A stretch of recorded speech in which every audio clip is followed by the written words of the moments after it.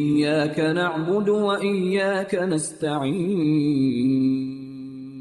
بسم اللہ الرحمن الرحیم۔ پیارے دوستو، امریکہ کے شہر لاس اینجلس جو دنیا کا امیر ترین شہروں میں سے ایک تھا، وہ 2 دن میں جل کے راکھ کا ڈھیر بن گیا۔ یقینی طور پہ یہ اللہ سبحانہ و تعالیٰ کا امریکہ پر عذاب تھا،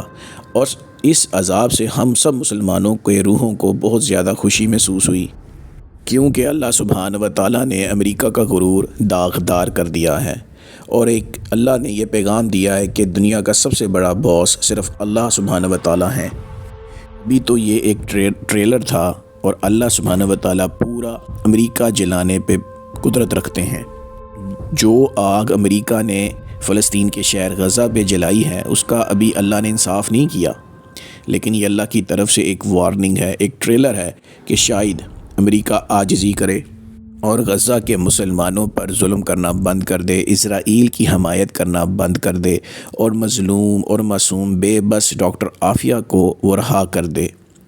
اور مسلمانوں کے ملکوں میں،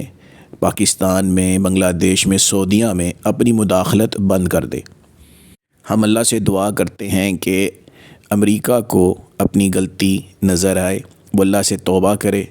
اور آئندہ مسلمانوں پر ظلم کرنے سے باز آ جائے، مظلوم مسلمانوں پر ظلم کرنے سے باز آ جائے، اور ظالم جیسے اسرائیل ہے اس کا ساتھ دینے سے بھی وہ باز آ جائے۔ امریکہ میں رہنے والے بہت سے جو امریکی ہیں وہ بھی اس چیز کا اعتراف کر رہے ہیں کہ یہ یقینی طور پہ اللہ کا ڈیوائن پاور، وہ لفظ یوز کرتے ہیں کہ یہ اللہ کا ان پہ عذاب ہے۔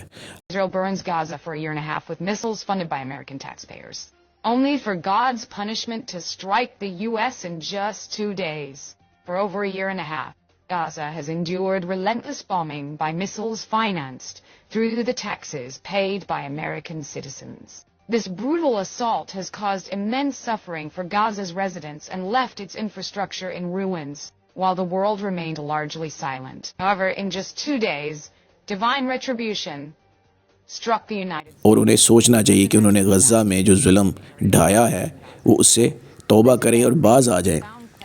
ایسی بھی ویڈیوز اور پکچرز میڈیا میں شیئر ہو رہی ہیں کہ جس سے ظاہر ہوتا ہے کہ یہ یقینی طور پہ اللہ کا عذاب تھا، کہ جس طرح غزہ کی پٹی پہ آگ کا ایک نقشہ بنتا ہے کہ کہاں کا آگ لگی، بالکل اسی طرح امریکہ کے شہر لاس اینجلس کا بھی نقشہ ایسے ہی ہے جیسے غزہ کا ہے، کہ اللہ تعالیٰ نے اسی طرح آگ امریکہ میں برسائی اور 2 دن کے اندر امریکہ کو جلا دیا۔ دوسری طرف خبر یہ بھی ہے کہ لاس اینجلس،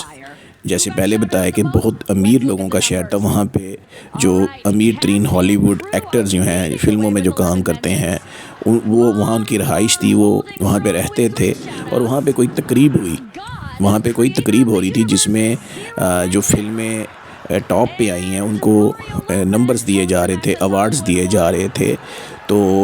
وہاں پہ مختلف فلموں کے نام آئے۔ ایک فلم کا نام تھا کہ the creator of this universe, God is the creator of this universe. جب اس فلم کا نام آیا تو کسی نے بھی اس فلم کو ووٹ نہ دیا، اور اس محفل میں، اس اجتماع میں سب لوگوں نے جو ایکٹر تھے اور لادین بے دین لوگ تھے،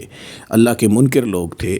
وہ کہا مار کے ہنسنے لگے، اور انہوں نے اللہ تعالیٰ کا اور خدا کا ایک مذاق اڑایا۔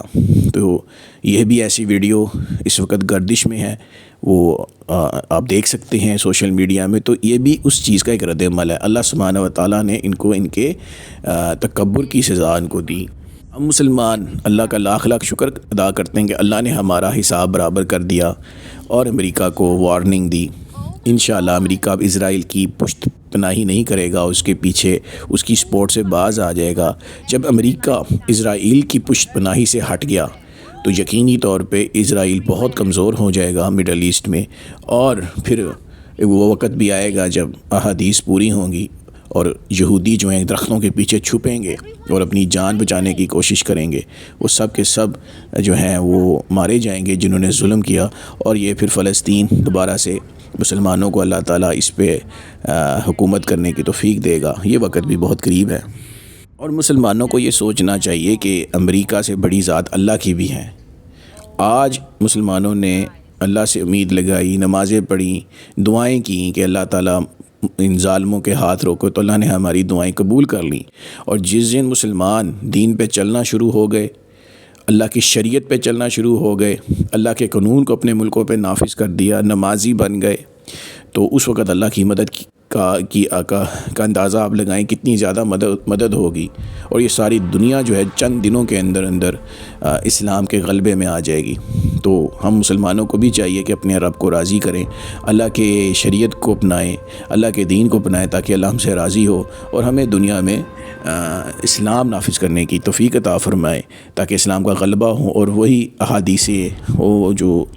آخر زمان کے بارے میں آتی ہے وہ پوری ہو جائیں، اور صحابہ کی طرح جس طرح صحابہ کو اللہ نے عروج دیا، یہ عروج پھر اسلام مسلمانوں کو مل جائے۔